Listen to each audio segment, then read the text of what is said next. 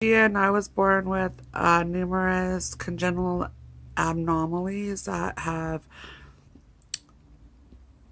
caused chronic intractable pain for me since about 8 years. 8 years old. The pain has been progressive, and I had an undiagnosed brain disorder until I was 38. Through my youth and up until that diagnosis, I saw multiple doctors to try to figure out what was going on with me. And we tried everything from antidepressants and physical therapy, TENS machines, cognitive behavioral therapy. I did 6 months in a spine rehab center. And we also tried pain medications, and many of those things worked in conjunction to keep me comfortable. When I was 38 and got my diagnosis, I had moved to a new city, and the doctors in that city were sending all their patients to a pain clinic. At the time, I did not know that the owner of the pain clinic also owned a surgical injection center and was an investor in a rehab treatment facility. Things went well with him at first, but then he kept trying to enforce that I do more to fix my incurable disorders. One of those things that I felt pressured into doing was having brain surgery. The brain surgeon did a really bad job and left me basically maimed and in much more pain. Around that same time, the CDC guidelines came into effect, and I did not want to be a part of having to be treated like I was on probation because I was a patient. So I opted out. And it was a very difficult time for me. And the it was horrible. And after I got all the medications out of my system, I functioned very minimally for the next 10 months. I became very depressed because I couldn't do the things that I was used to doing and that I wanted to do. And on one particularly bad day, I saw my general practitioner who was concerned about the possibility of my suicide. So he decided to put me back on pain medications. And I'm functioning not as well as I would like to be, but I'm at least not suffering in agony and constantly thinking about suicide. Um, I understand that there are people who get addicted to these medications, and that is a genetic predisposition.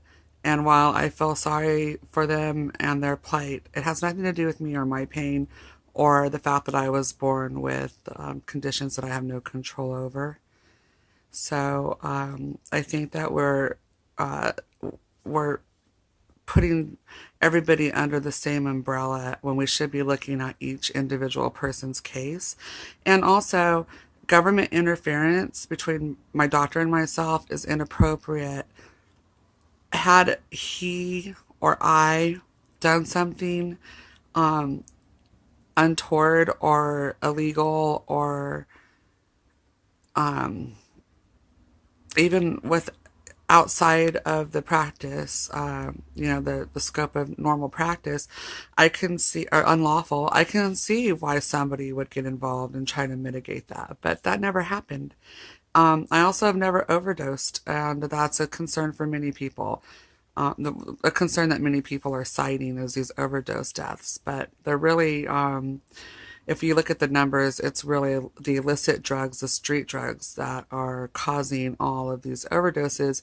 And the reason why the streets are being flooded is because pain patients can't get their medications. And also,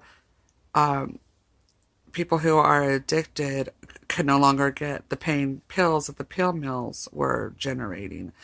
So it's a lot of different issues. It's not really a pain patient issue as far as I think there are more people who are dying from suicide. I've lost 7 friends since the CDC guidelines were enacted to suicide. And I've lost more than that to complications from untreated pain.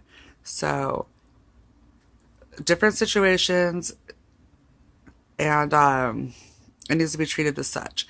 I would be remiss in sending this video in if I didn't mention my cousin. She was hit by a semi truck when she was 14. She lost her spleen. She lost her kidney. She had a horrible pelvic injury. Her pelvis was shattered. They went in and they reconstructed everything. And then on her 18th birthday, she fell. And when we had the MRI done, her spine looked like an S because the pelvic surgery tilted her spine and she developed severe scoliosis. She's had 6 corrective surgeries that have all failed and is fused from S1 to T12, which is basically her tailbone to her upper back. And she's fighting right now to try to stay on even a low dose of medication that helps her function. I'm afraid for her. I'm afraid she's going to commit suicide if we don't get people to listen to us. If you can't imagine the pain, it's my conditions are like having a flu, a migraine, a toothache, jaw pain, you know, back pain, Charlie horse type spasms. Oh gosh, constant neck pain, different types of headaches. Imagine having, kidney stones, pancreatic attacks.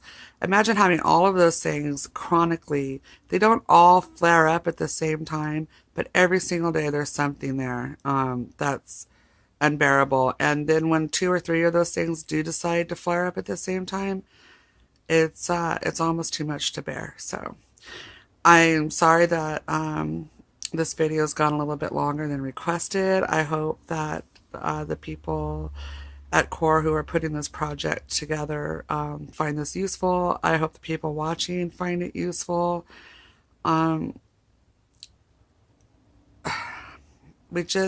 need to rethink everything that we think we know about pain medication right now, because there's a lot of information that people are missing, and there are people who are suffering and harming themselves because there's so many hoops that they have to go through to even get taken seriously.